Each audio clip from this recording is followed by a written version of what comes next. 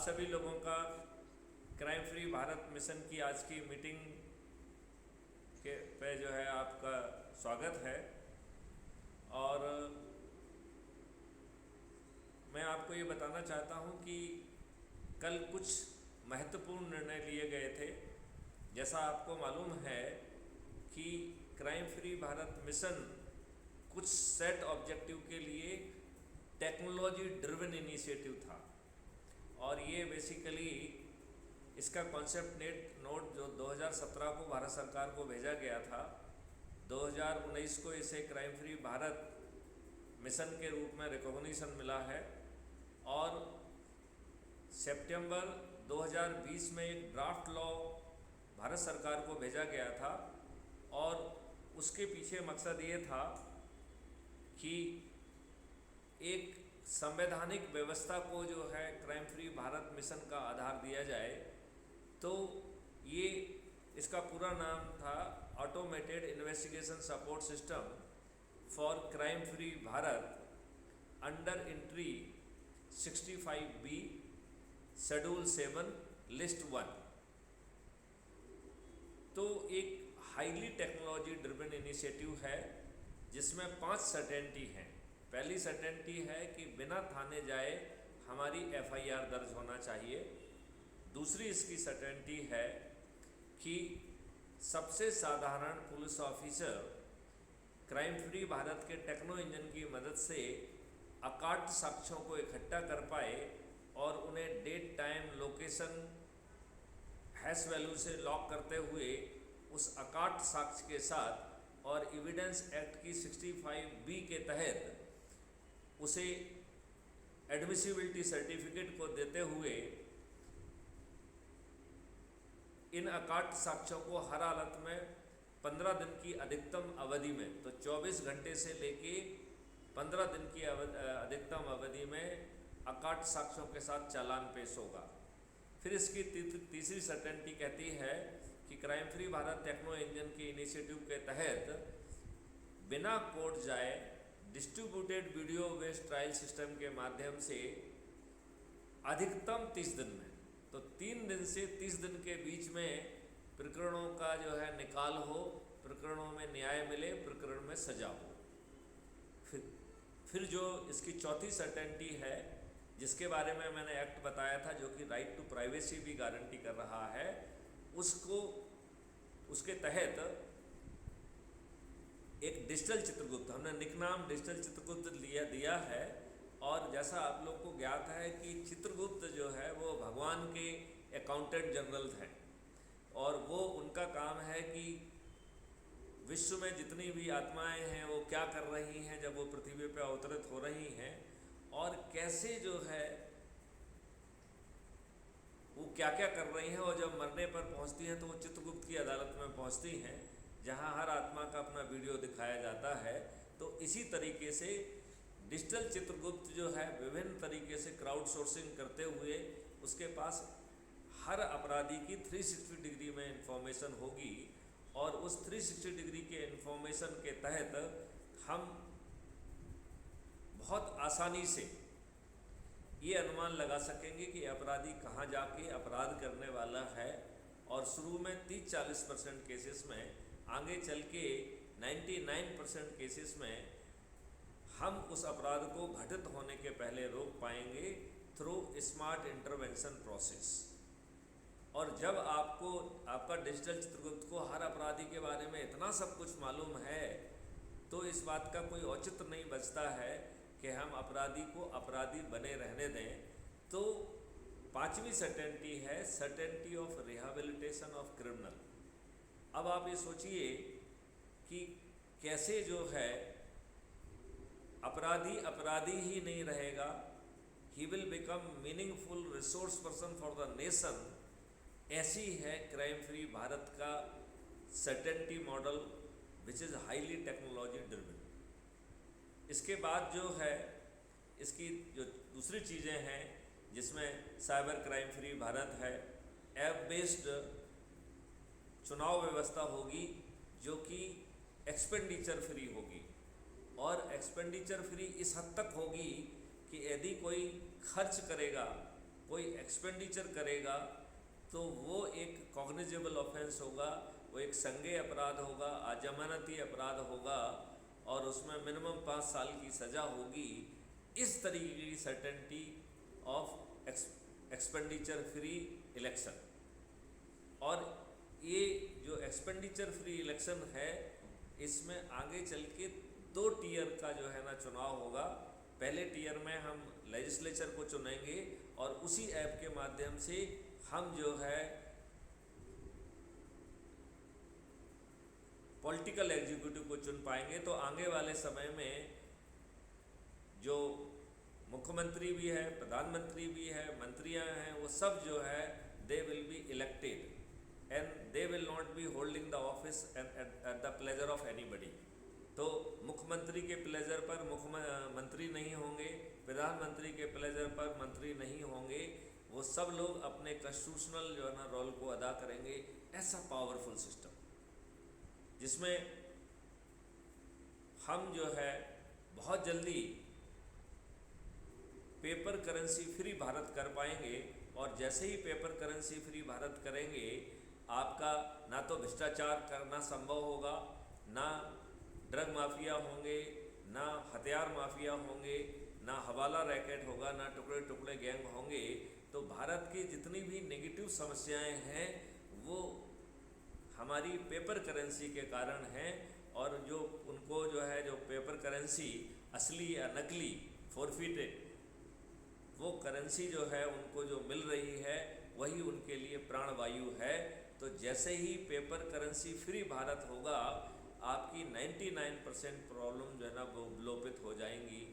और इसके बाद जो क्राइम फ्री भारत का एग्रो और आयुष मॉडल है, वो किसानों की आमदनी 5 गुना और मजदूरों की आमदनी 10 गुना बढ़ाएगा। इतना पावरफुल इंजन है। तो क्राइम फ्री भारत की जो परिकल्पना है वो बहुत स्ट्रॉन्ग परिकल्पना है और उसमें किसी तरीके की कोई भी गड़बड़ी का कोई स्कोप नहीं है। इतनी पावरफुल वो परिकल्पना है जो कि हाईली टेक्नोलॉजी ड्रिवन है। आज की हकीकत इसके जस्ट उल्टी है। जैसे आपके ऊपर अंग्रेजों के द्वारा बनाए गए गुलामों के नियम कानून वो यथावत आपके ऊपर थोपे हुए हैं। आप ये देखिए, जो अंग्रेजों ने भारतीय गुलामों पर शासन करने के लिए जो प्रशासनिक व्यवस्था बनाई थी, वह प्रशासनिक व्यवस्था बादशाही व्यवस्था है, अकाउंटेबल व्यवस्था नहीं है। और अभी 75 सालों में हमने उसे और भी ज़्यादा अधिकार दे दिए हैं। तो सही मायने में देखा जाए तो आज हम अंग्रेज़ों के समय से भी ज़्यादा बड़े गुलाम हो गए हैं। हमारी जो राजसत्ता है वह हमको रिप्रेजेंट नहीं कर रही है। तो हमारी वोटों से तो चुनी जा रही है, लेकिन हमेशा वो पॉलिटिकल पार्टी को रिप्रेजेंट करती है। और ये लोग जो है गलत लोगों को टिकट देते हैं, गलत स्ट्रेटेजी करके जीतते हैं। तो कुल मिला के जो आपको भारत मिल रहा है, आपकी हैसियत एक वोट देने वाले गुलाम की हो गई है, जहाँ पर ना नियम कानून प्रजातंत्र के हैं, ना प्रशासनिक व्यवस्था प्रजातांत्रिक है, और राजसत्ता भी आपके वोट से चुनी जा रही है लेकिन आपको रिप्रेजेंट नहीं कर रही है। लिहाजा आप एक वोट देने वाले गुलाम हो गए। अब इस चीज़ को हैंडल करने के लिए आपके पास क्या तरीका है? पहली बात तो ये है कि 75 सालों में कोई ये बताने की कोशिश ही नहीं कर रहा है कि हम अभी भी अंग्रेज़ों के नियम कानून से गवर्न हो रहे हैं, जो उन्होंने भारतीय गुलामों को अपमानित करने के लिए, शोषित करने के लिए, शासित करने के लिए बनाए थे। वही सब नियम कानून से हम आज गवर्न हो रहे हैं। ये सबसे बड़ी विडंबना का विषय है। पहली बात तो हमें ये समझना पड़ेगी। तो अब जो है, क्या चक्का जाम, धरना, जुलूस निकालने से हमारा कोई भला होने वाला है? तो मैं आपको समझाना चाहता हूँ, इससे आपका कोई भला नहीं होने वाला है। ये लोगों को मदद कर सकता है, ये लोगों को सत्ता की सीढ़ी में चढ़ने में मदद कर सकता है, लेकिन यह जो है आपको एक अच्छा प्रशासन नहीं दे सकता है, क्योंकि यह काम आपको पार्लियामेंट के मंदिर में बैठकर करना होगा। पार्लियामेंट के मंदिर में बैठ के आपको नियम कानून और व्यवस्था बदलना पड़ेगी। और हमारे दुष्ट नेता जो संविधान की व्यवस्था के विपरीत सिर्फ वोट बैंक की खातिर तुष्टीकरण के लिए जो गलत कानून बना रहे हैं, उन सब कानूनों को बदलने की ज़रूरत है। हमें भारत में हर नागरिक समान चाहिए। हर नागरिक को आर्टिकल 25 के तहत जो धार्मिक स्वतंत्रता मिली हुई है, धर्म के प्रचार की स्वतंत्रता मिली है, वो भी हर किसी को मिलना चाहिए। इसमें हमें ये दोगला तुष्टीकरण करने वाला भारत नहीं चाहिए। अब ये काम तब तक ही संभव हो पाएगा जब आपके चुने हुए नेता आपकी बात सुने और ऐसे नियम कानून और उस व्यवस्था को संशोधन करें, जिसकी संभावना अब बिल्कुल शून्य हो चुकी है। अब तो दूसरा विकल्प यही है कि आप पार्लियामेंट के अंदर पहुँचे और वहाँ बैठ के ये सब जो है कानूनी प्रावधान करें, ये पॉलिसी के प्रावधान करें, और जो ये टेक्नो इंजन बना हुआ है इसको लीगल जामा और अच्छी मजबूती से पहनाया जाए, जिससे कि जो भारत अपन कह रहे हैं वो 6 महीने से 1 साल के अंदर ज़मीन पर दिखाई दे। अब इस चीज़ को करने का जो मॉडल अडॉप्ट किया गया है वो है एनर्जी मॉडल, और वो खर्च विहीन होना चाहिए, क्योंकि ये लोग करोड़ों रुपए खर्च कर रहे हैं। यदि आप इनकी तर्ज पर पैसे खर्च करेंगे तो आप भी केजरीवाल की तरह एक गंदी नाली के कीड़े बन जाएंगे। आप देशद्रोही ताकतों से हाथ मिलाएंगे, आप घटिया काम करेंगे, आप जो है वो संभाव नहीं रखेंगे। मैं इस बात को बार बार कहता हूँ कि केजरीवाल की ये बहुत ही गलत वो है कि सभी को संभाव से नहीं देखते हैं। आप गोल टोपी लगा के किसी एक मुस्लिम के घर जाके 1 करोड़ देंगे तो बाकी हिंदू और दूसरे धर्म वालों ने क्या गुनाह किया है? सत्ता को तो, शासक को तो हर किसी के प्रति समान दृष्टिकोण रखना चाहिए। जब तक हम ये भावना नहीं रखेंगे तब तक ये हम गलत नीतियों पे चलते जाएंगे। लिहाजा हमने एक एनर्जी मॉडल इजाद किया है जिसमें हमारे सभी साथी सहमत हैं, जिसके तहत हमें आसुरी शक्तियों से लड़ने के लिए बिना खर्च के शक्ति हासिल करना पड़ेगी, और फिर बिना खर्च के हमें चुनाव जीतना पड़ेगा, और फिर 365 दिन जो है ना लगातार पार्लियामेंट को चलाकर हमें नियम कानून और व्यवस्था बदलना पड़ेगी। तो ये मॉडल बहुत पावरफुल मॉडल है। इसमें ना तो आपके खीसे से 5 पैसे जा रहे हैं, ना आप कोई नियम कानून को तोड़ रहे हैं, ना आप कोई कंडक्ट रूल का वायलेशन कर रहे हैं, आप ना कोई चक्का जाम कर रहे हैं, ना जो कोई जुलूस निकाल रहे हैं, ना कोई धरना दे रहे हैं, तो आपकी कोई रिस्क भी नहीं है।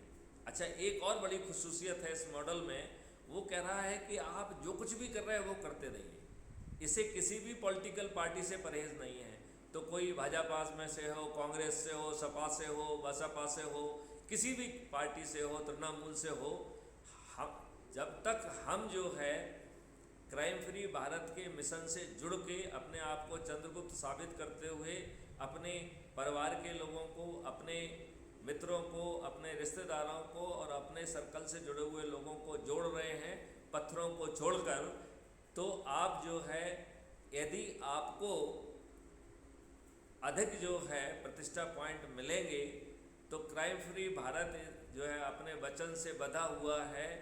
और यदि आपके विरुद्ध कोई गलत वो रिकॉर्ड नहीं है तो आप हर हालत में बिना खर्च के किए आपको विधायक या सांसद का टिकट मिलेगा, और फिर हम जो है थाली रूपी शंखनाद करते हुए, दीपक जलाते हुए और संकल्प के छोटे छोटे वीडियो चलाकर अपने इन चंद्रगुप्तों को, जो जिनके सबसे अधिक प्रतिष्ठा पॉइंट प्राप्त होंगे, उनको जो है संकल्प करके, और वो संकल्प जिस दिन से नॉमिनेशन होगा उस दिन से चालू होगा, और हर दिन संकल्प प्रक्रिया को जो है दोहराया जाएगा, और जिस दिन वोटिंग होगी उस समय तक वो संकल्प चलेगा।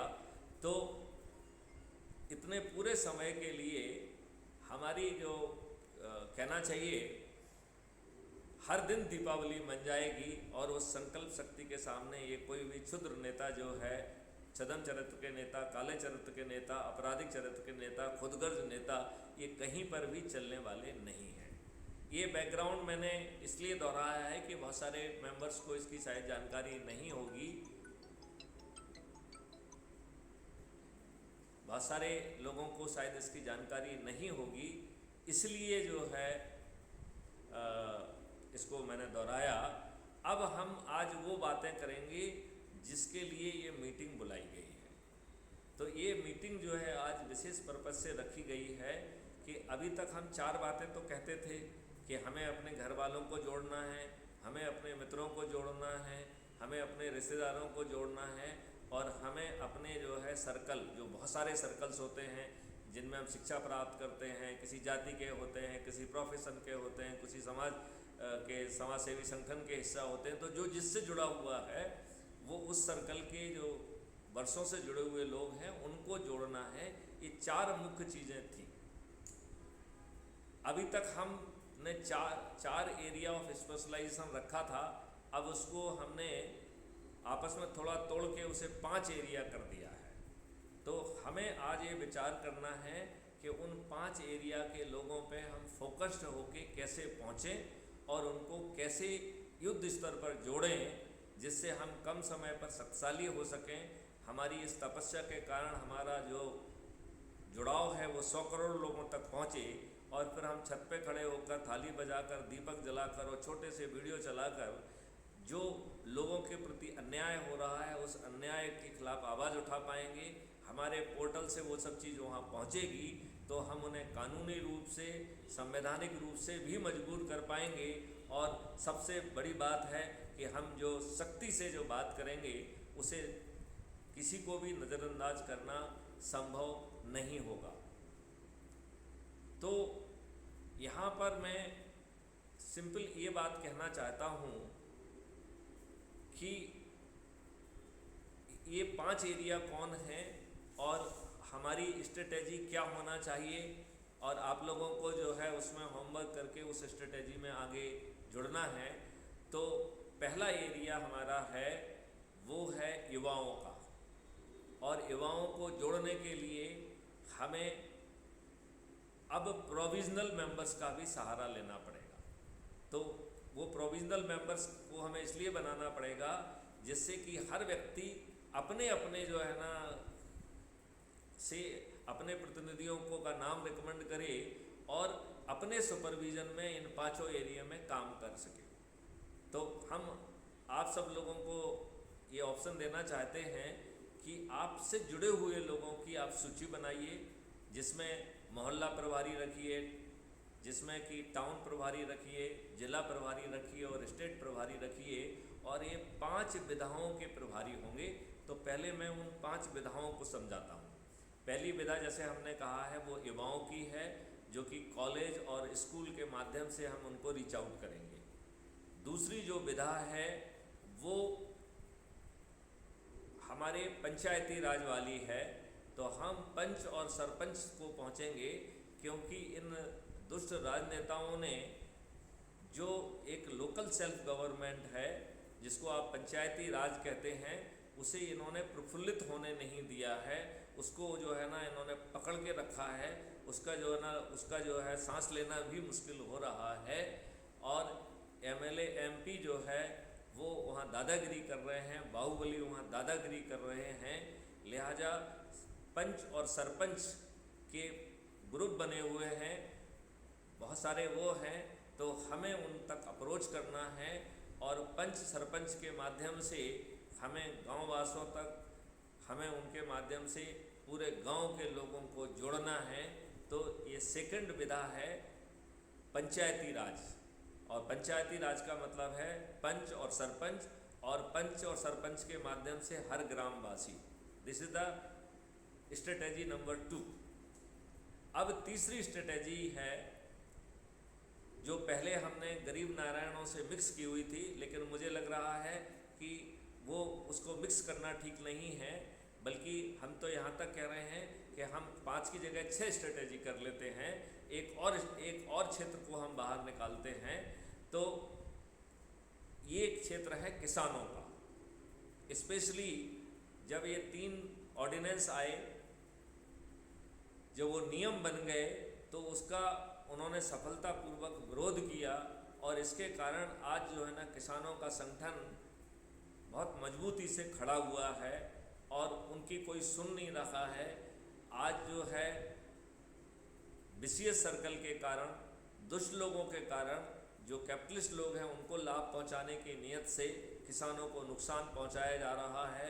हम गलत कृषि पद्धति को जो ना फॉलो कर रहे हैं, वो पद्धति जो कि जहर घोल रही है, जो कि फर्टिलाइज़र और पेस्टिसाइड की भरभर मार कर रहे हैं, जिसके कारण हमारी पूरी फूड चेन पॉल्यूट हो गई है और वो पॉइजनस भी हो गई है।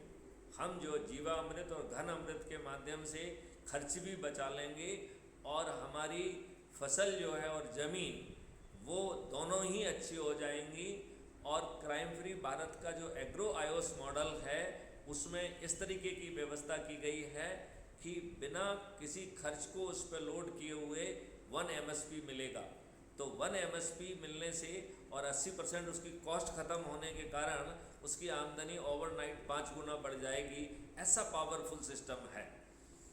और बाद में बढ़ के तो जो है ये इनकम 5 गुना नहीं बल्कि 25 गुना होने वाली है।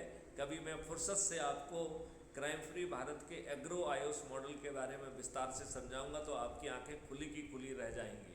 इतना पावरफुल सिस्टम है। लिहाजा हमारा तीसरा जो विधा है वो किसानों का है। हम किसानों की आवाज़ बनेंगे और किसानों को हम शक्तिशाली भी बनाएंगे और समृद्ध भी बनाएंगे। तो हमारी तीसरी विधा है कि किसानों को जोड़ने की। तो हम जो है इसके लिए सभी लेवल पे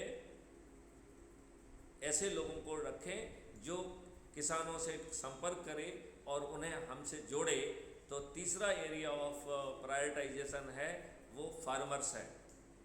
अब चौथा जो एरिया है, जो पहले हमने गरीब नारायणों में जोड़ा हुआ था, अब हम उसे बाहर निकालना चाहते हैं, वो है मजदूर। तो जो लेबर है, लेबर ऑर्गेनाइज भी है और अनऑर्गेनाइज भी है। तो हम जो है एक निश्चित पॉलिसी के तहत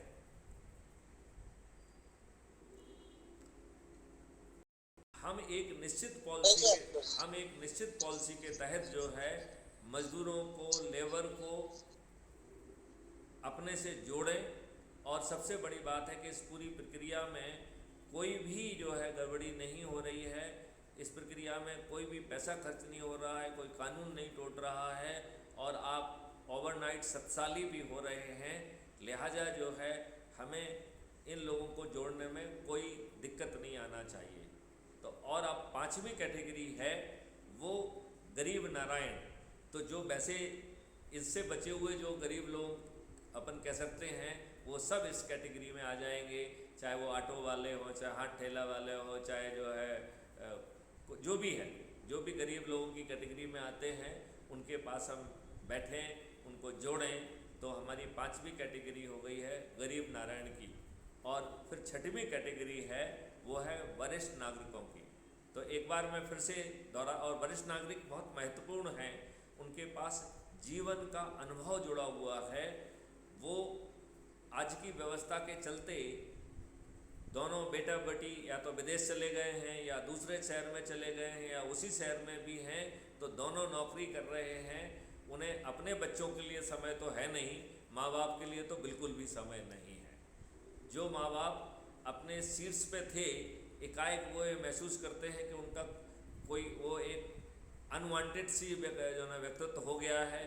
लगता है कि उनका जीना ना जीना बेकार का हो गया है और वो एन प्रकार अपना समय काट रहे हैं। कोई पार्क में बैठता है, कोई मंदिर में जाता है, कोई ताशपत्ती खेलता है, कोई दारू पी रहा है, कोई गोल्फ खेल रहा है, but they are anyhow trying to adjust themself. यदि हम जो है इन वरिष्ठ नागरिकों को उनके साथ बैठें, उनको जोड़ें, तो हम बहुत जल्दी उनके अनुभव का फ़ायदा उठा पाएंगे और उन्हें चंद्रगुप्त बनाकर विधायक, सांसद, मंत्री, मुख्यमंत्री और प्रधानमंत्री तक बनने के जो है अवसर पैदा कर सकेंगे और वो जो है देश के हित में होगा। तो ये 6 एरिया के बारे में आप कुछ कहना चाहते हैं मिस्टर अफसर साहब, मिस्टर राजेश और फिर बाकी लोग भी, राजभर भी?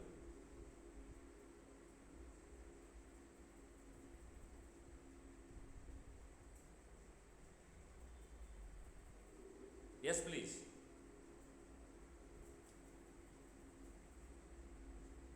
राजेश जी, आपकी तरफ से भी कोई पॉइंट नहीं है क्या? मेरी आवाज़ नहीं पहुंच रही है या और कोई प्रॉब्लम है?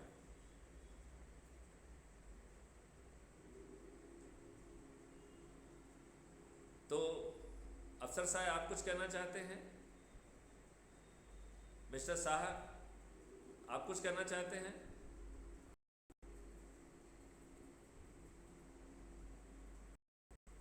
Mister Rajbhar, do you want to say something? तो मैं ये मान के चल रहा हूँ कि छः पॉइंट जो है आप लोगों को ठीक लग रहे हैं और हम इस पे आगे बढ़ते हैं, ठीक है ना? अब इनको ज़मीन पे उतारने के लिए मेरी आप लोगों से सलाह है कि हर व्यक्ति एक अपनी टीम बनाए, राइट? क्योंकि हमें एक टीम पे डिपेंडेंट होने की ज़रूरत नहीं है। तो आप में हर कोई जो है एक ताकत बन गया और वो अपने नेटवर्क से जुड़े हुए लोगों को मोहल्ले के लिए, अपने जो है टाउन के लिए, अपने ब्लॉक के लिए, अपने ज़िले के लिए, अपने स्टेट के लिए एक प्रोविज़नल लोगों को जो है ना कि सूची बनाए, जिन्हें हम प्रोविज़नल ऑफिसर डिक्लेयर कर देंगे। और मुझे पूरा विश्वास है कि चूँकि वो एक सिस्टमेटिक तरीके से इन ग्रुपों को जोड़ेंगे, लिहाजा उनके लिए उतने प्रतिष्ठा पॉइंट पाकर वो रेगुलर जो है उनको पोस्ट मिल ही जाएगी, उसमें कोई संदेह वाली बात नहीं है।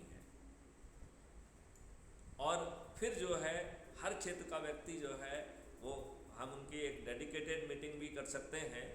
हम जैसे मान लो हम स्कूल कॉलेज की बात करें तो हमारे लोग जो है हर टाउन के, हर कस्बे के, हर ज़िले हेडक्वार्टर के सभी स्कूल्स की सूची बनाकर और ऐसे लोगों को हम उसमें सेलेक्ट करें जो ऑलरेडी शिक्षा जगत से जुड़े हुए हैं।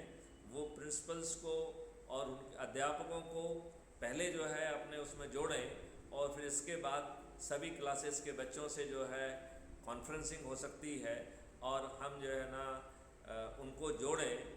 और यदि हम इसको बहुत सिस्टमेटिक ढंग से चलेंगे तो एक बड़ी युवा शक्ति जो है ना हमसे जुड़ी होगी और हम जो है जो 100 करोड़ का हमने टारगेट तय किया है, वैसे तो वो बड़ी आसानी से 9 दिन में पूरा हो सकता है यदि हम सब लोग अपने अपने संकल्प का पूरा करें। लेकिन इन एडिशनल स्ट्रेटेजी के माध्यम से हम बड़ी आसानी से इसे हासिल कर सकेंगे। तो ये हमने शिक्षा के बारे में कहा। अब हम दूसरी बात जो करें वो पंच और सरपंच के बारे में करें।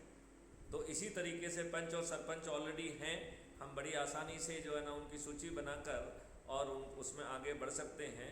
और इसमें हमें ये चाहूँगा कि आप लोग जो है अपनी तरफ से अपने जुड़े हुए लोगों की हर व्यक्ति अपना अलग अलग सूची पेश करे तो वो बहुत अच्छा होगा। आपकी सूची से जुड़े हुए लोगों की एक वीडियो कॉन्फ्रेंसिंग करके हम उनको एड्रेस भी कर देंगे और इनकी जो मीटिंग होगी वो अलग अलग करेंगे। तो उस जो अलग अलग मीटिंग होगी वो हर एरिया के लिए अलग अलग होगी। जैसे स्कूल कॉलेज का एक एरिया हो गया, युवाओं के लिए है ये। जैसे संच जो लोकल सेल्फ गवर्नमेंट है, पंच और सरपंच है, उनका सेकंड एरिया हो गया। किसानों का जो है ना थर्ड एरिया हो गया। हमारे जो लेबरर्स हैं, जो मजदूर भाई हैं, वो चौथा एरिया हो गया। और हमारे गरीब नारायण बचे हुए जो लोग हैं, चाहे हाथ ठेले वाले हों, चाहे ऑटो रिक्शा वाले हों, चाहे कोई भी हो, वो जो है गरीब नारायण जो है वो 5वीं कैटेगरी हो गई। और 6वीं कैटेगरी जो है वो वरिष्ठ नागरिकों की है। अब मैं इस सुझाव के ऊपर आप लोगों की राय जानना चाहूँगा।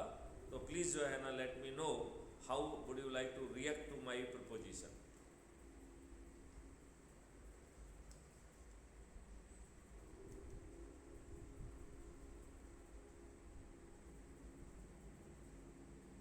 आप लोग बोल नहीं रहे हैं तो जो एक डायलॉग होना चाहिए वो डायलॉग नहीं हो पा रहा है। मेरे ख्याल से जो हमारे पुराने सदस्य हैं जैसे राजेश भलैया जी हैं, इनका इतना समय का अनुभव है, इनको भी कुछ बोलना चाहिए। अफसर साहब जो है ये भी जो है बहुत समय से जुड़े हुए हैं और बड़ा अच्छा काम कर रहे हैं, इनको बोलना चाहिए। राजवर जी तो अभी जुड़े हैं और इन्होंने बहुत अच्छा जो है ना लोगों को जोड़ा है, मैं इनकी तारीफ़ करना चाहूँगा, ये भी कुछ अपने राय रखें। और मिस्टर फैजन साहब, तो जो मिस्टर फैजन साहब हैं तो किश्तवाड़ ज़िले से हैं, पहली बार आए हैं, तो मैं चाहूँगा कि वो भी अपनी कुछ राय रखें कि जो स्ट्रेटजी हम लोगों ने बनाई है, इस स्ट्रेटजी के माध्यम से हम बड़ी आसानी से जो है वो कर पाएंगे।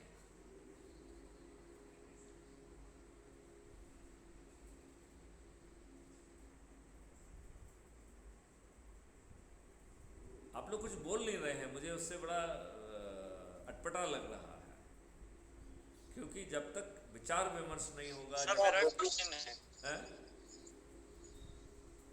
बोलिए बोलिए मिस्टर अफसर साहब। भाईजान साहब बोलिए, आपसे कहा जा रहा है बोलने के लिए।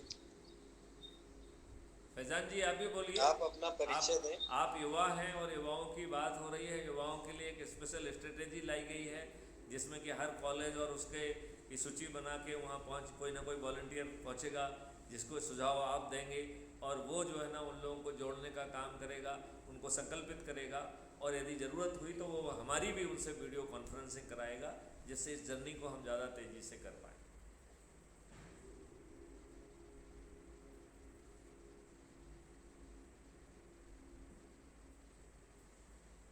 चलिए इनको अभी सोचने देते हैं, पहली बार ये आए हैं। मैं अफसर साहब आपसे कहना चाहूँगा, इस बारे में आज हमारी चर्चा भी हुई थी, वो पब्लिक में अपलोड भी हो चुकी है।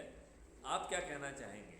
उस समय हमने से कुछ थोड़ा बहुत अनफोल्ड किया था, इस तरीके से 6 एरियाज़ को हमने उसमें नहीं जनरेट किया था, लेकिन मुझे लगता है कि इन 6 एरियाज़ में हमारी डेडिकेटेड टीम मोहल्ले से लेके, टाउन से लेके, ब्लॉक से लेके, ज़िला से लेके, स्टेट तक डेडिकेटेड टीम होना बहुत ज़रूरी है।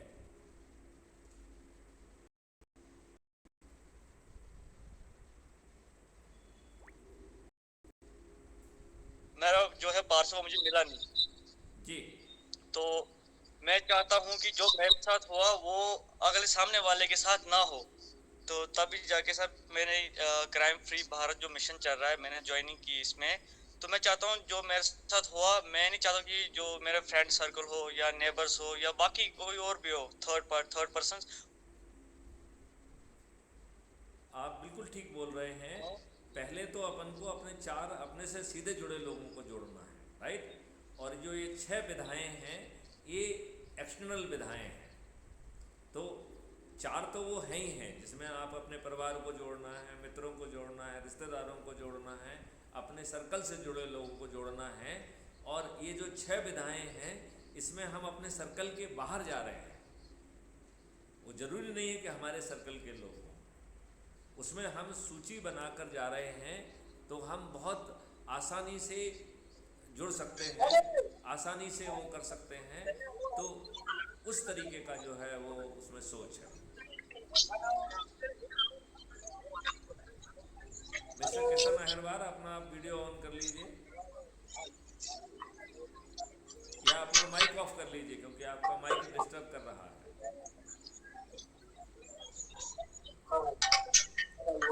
हेलो।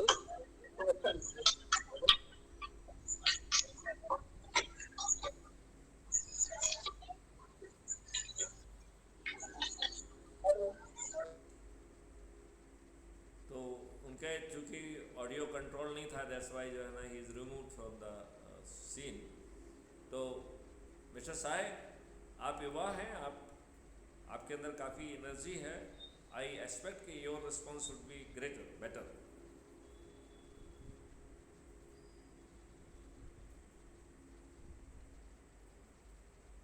मिस्टर अफसर साहब आप बोलिए। मिस्टर अफसर साहब, नेटवर्क का इशू आ रहा है या माइक का इशू आ रहा है? आपकी बात नहीं सुनाई दी, फिर से बोलिए। शायद नेटवर्क का इशू आ रहा है या माइक का इशू आ रहा है सर, क्योंकि डबल आवाज आ रही है किसी की तरफ से। हाँ, डबल आवाज़ आ रही है, इसका मतलब है कि वो फिर मेरे माइक से आना चाहिए, तो मैं इसको ऑफ कर देता हूँ। बोलिए। हेलो, अब आ रही है सर? हाँ, बोलिए बोलिए। लेकिन हमें नहीं आ रही है किसी कुछ, एकदम साइलेंट हो गया। माइक बंद किए ना सर? हाँ, मैंने अपना माइक बंद कर लिया था इसलिए साइलेंट हो गया है। जी बोलिए सर। तो मैं आप लोगों को सुनना चाहता हूँ, मैंने तो बहुत बोल लिया है। बोलिए अब सर। चलिए भैया जी, आप ही बोलिए। इतना संकोच क्यों कर रहे हैं यहाँ? नहीं, संकोच नहीं कर रहे हैं सर। आपका मार्गदर्शन तो बहुत अच्छा मिल रहा है और आपके मार्गदर्शन की छत्र छाया में हम लोग तरक्की करेंगे। मेरी आवाज मेरे ही रावला में कुछ नहीं। आ रही है, आपकी आवाज़ आ रही है। हाँ, बोलिए, आप अच्छा बोल रहे हैं। मेरी आवाज मेरे को ही गूंज कर सुनाई दे रही है, बहुत तेज गूंज रही है।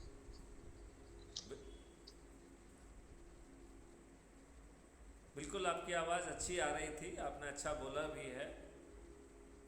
तो मैं ये मानता हूँ कि हमारे सभी लोग जो है, जो 6 विधाएँ हैं, इससे भी सहमत हैं। और अब जो है हम लोग जो महत्वपूर्ण लोग हैं, जो ज़्यादा एक्टिव काम कर रहे हैं, वो अपना जो है, जिससे जो भी उनका प्रभाव क्षेत्र है, उसमें इन 6 विधाओं की अलग अलग सूची बनाएं और वो सूची हमें भेजें। हम उनको प्रोविज़नल रैंक दे देंगे और मुझे पक्का विश्वास है कि वो उस रैंक के क्या, वो तो सीधे सीधे नेशनल ऑफिसर बन जाएंगे। जो व्यक्ति हर दिन जो है संगोष्ठी करेगा और बड़े सिस्टमेटिक ढंग से बात करेगा, बुज़ुर्गों के जो घूमने वाली जगह हैं, पार्क हैं, मंदिर हैं, वहाँ जाके उनके साथ बैठेगा, उनसे गुफ्तगू करेगा, उनके साथ चाय पिएगा और उनके विश्वास को अर्जित करके फिर उनको जो है जब चंद्रगुप्त बनाया जाएगा तो उनका समय भी अच्छा पास होगा और सब कुछ बहुत अच्छा होगा। तो वो निश्चित तौर पर बहुत अच्छा होगा।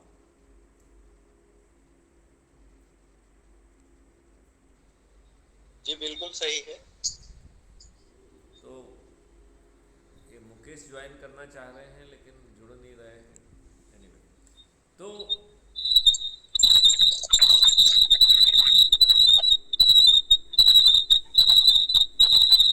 ये इनकी आवाज़ बहुत आ रही है। तो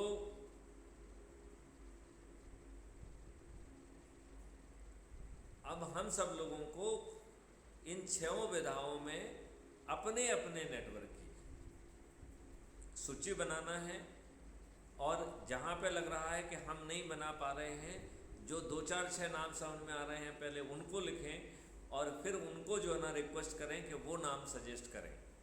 तो इससे क्या होगा कि इन क्षेत्रों से जुड़े हुए लोगों को अपन रखेंगे तो उनको उनकी जानकारी भी होगी, पहले से उनका उसमें उनसे इंटरेक्शन भी होगा और हम उन जगहों पे जाएं जहाँ पर कि इन लोगों का नॉर्मल कोर्स में इकट्ठे होते हैं। जैसे फॉर एग्जांपल स्टूडेंट हमको कॉलेज और स्कूल में मिल जाएंगे।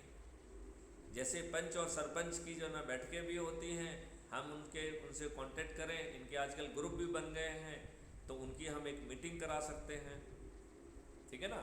तो हम पंच सरपंचों की मीटिंग करें और पंच सरपंच से यदि वो लोगों के नाम जुड़ेंगे जो ऑलरेडी उनसे थोड़े बहुत टच में हैं, तो वो एक डेडिकेटेड उनका काम पंच और सरपंच को ही हैंडल करना रहेगा। फिर ऐसा ही जो है तीसरे इसमें किसानों को, और इस समय किसानों के संगठन बहुत बन गए हैं, तो हम जो है किसानों को भी हर लेवल पे हैंडल करें, हम उनसे बात करें। और in any case crime free Bharat समृद्ध किसानों को देख रहा है। वो समृद्धि तो उनके दरवाजे पे खटखटा रही है, वो समृद्धि उनको तभी मिलेगी जब वो क्राइम फ्री भारत के जो ना पिलर बनेंगे और आगे चल के विधायक, सांसद और मंत्री और मुख्यमंत्री बनने के लिए भी आगे आएंगे। किसानों को they have to play a very important role और उनके लिए क्राइम फ्री भारत ने ऑलरेडी बहुत कुछ सोचा हुआ है। एक पूरा एग्रो आयुष मॉडल डेवलप किया हुआ है जिसमें उनके बिना खर्च किए, बिना एफर्ट किए उनकी इनकम 5 गुना होगी। और ऐसे ही मजदूरों की इनकम 10 गुना होगी। इनके लिए बहुत डिफरेंट स्ट्रेटेजी हैं जिसमें कि उनको स्किल डेवलपमेंट होगा, उनके आने जाने के लिए बसेस होंगी, उनके बच्चों के लिए क्रचेज होंगे, बल्कि जो बीच का समय होगा उनके एंटरटेनमेंट के लिए भी व्यवस्था होगी। तो वो सिर्फ काम नहीं करेंगे बल्कि मनोरंजन के साथ काम करेंगे, they will enjoy their life. तो अब आप ऐसे मजदूर को देखिए जिसकी क्वालिटी ऑफ लाइफ ज़्यादा है। यदि वो 25,000 रुपये उसको मिल रहे हैं और 25,000 रुपये को उसको 50% उसको हर जगह रिबेट मिल रहा है, तो उसकी purchasing power 50,000 rupees per month होगी। और यदि एक परिवार में 4 सदस्य हैं तो उसकी purchasing power 2 lakh rupees per month होगी। 2 लाख रुपए कमाने वाला व्यक्ति अच्छे घर में भी रहने की पात्रता रखेगा, अच्छा खाने की पात्रता रखेगा, अच्छा जो है शिक्षा की पात्रता भी रखेगा। उसे किसी प्राइम मिनिस्टर आवास योजना की ज़रूरत नहीं होगी, उसे किसी फ्रीबी की ज़रूरत नहीं होगी, उसे किसी रिजर्वेशन की ज़रूरत नहीं होगी। वो मेरिट पे आगे निकलेगा और he will get best at every place. और crime free Bharat will ensure the best quality education to each one of them. और उनके जो ब्राइटर लोग हैं उनको चमका के उनको अच्छे पदों के लिए तैयार करने की जिम्मेवारी भी क्राइम फ्री भारत निर्वहन करेगा। तो इन लोगों की ज़िंदगी बदलने वाली है। लिहाजा हमें मजदूर वर्ग को अलग से जो है ना हैंडल करना चाहिए। तो हमारे 4 वर्ग हो गए, विद्यार्थी का वर्ग हो गया, एक जो शिक्षा जगत का वर्ग हो गया है, दूसरा जैसे अपन ने चर्चा की वो लोकल सेल्फ गवर्नमेंट का हो गया है, पंच सरपंचों का हो गया है, तीसरा जो है किसानों का हो गया, चौथा मजदूरों का हो गया है, पांचवा फिर गरीब नारायणों का हो गया है। तो बचे कुचे जो गरीब लोग हैं वो गरीब नारायणों की कैटेगरी आ गई। और फाइनली जो है वरिष्ठ नागरिक हो गए।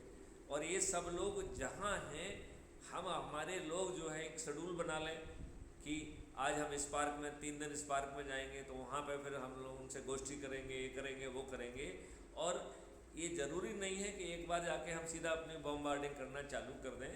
हम 2-3 दिन उनके बीच में रहें, बातचीत करें, उनकी जानकारी लें और फिर जो है धीरे से 3, 4, 5 दिन में जो है वहाँ पर हम संगोष्ठी करके उनको जोड़ना चालू करें। और यही प्रक्रिया हम उनके हर पार्क में, हर मंदिर में, हर जगह जहाँ पे भी ये लोग इकट्ठे होते हैं उस जगह पे उनकी जगह पहुँचें।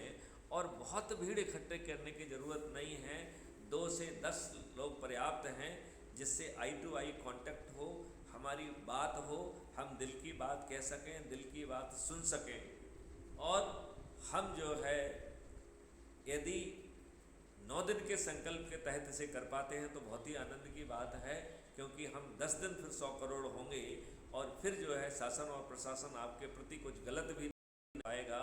ये एक बड़ी बात होगी।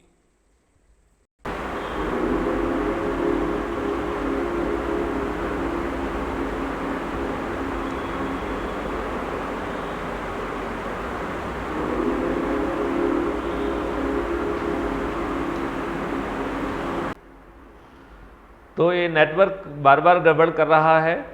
मेरे ख्याल से जो मुद्दे की बात मैं आज आप लोगों के सामने रखना चाह रहा था कि 6 वर्ग हैं, इनको जोड़ना है। दूसरी बात हम ये रखना चाह रहे थे कि हम में से हर एक्टिव व्यक्ति अपने लिस्ट बनाए अलग अलग, वो एक दूसरे ज़रूरत नहीं है। और उसके पास पूरे लोग नहीं हैं तो 5, 6, 8 जो लोग हैं उनकी लिस्ट सोची करें और फिर उनकी सलाह से उस लिस्ट को जो है ना हम हर कस्बे, हर ज़िले और हर जो है ना उसमें पहुंचा पाएँ, हर स्टेट पे पहुंचा पाएँ, इस तरीके का वो करें। अच्छा, जैसे यदि आपका उस राज्य से जुड़ाव नहीं है तो कोई बात नहीं है, हम उस कैटेगरी के किसी दूसरे से सलाह करके उससे जो है ना व्यक्ति को जोड़ें और फिर उनको ये बात समझाएं और उनसे ये बात कराएं।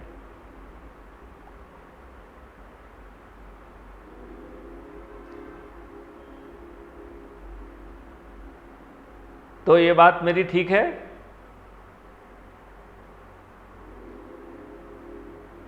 जो मैंने समझाया है आप सब लोग उस बात से सहमत हैं?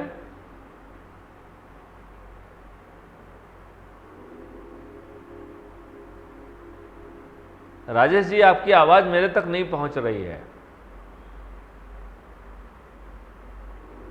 आप लोग सुन पा रहे हैं क्या राजेश जी को?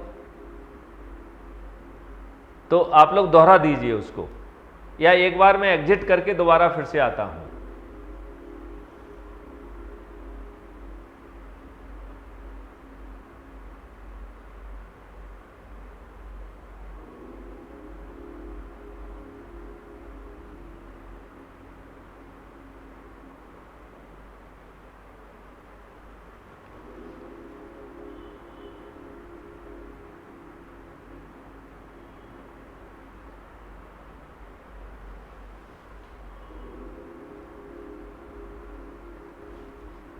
मेरे ख्याल से मेरे एंड पर आवाज़ नहीं आ रही है, लिहाजा मैं कोई रिस्पॉन्ड नहीं कर पा रहा हूँ, लेकिन आपकी मीटिंग को मैं बाद में सुनूंगा तो आपकी आवाज़ उसमें मिलेगी मुझे, तो मैं उस समय ये अनुमान लगा पाऊँगा कि आप क्या कह रहे हैं। क्योंकि मैं यहाँ देख रहा हूँ कि या आप बड़े रहिए, हम इसको मीटिंग को एंड करके दोबारा करते हैं तो शायद आवाज़ आने लगे। You continue to join.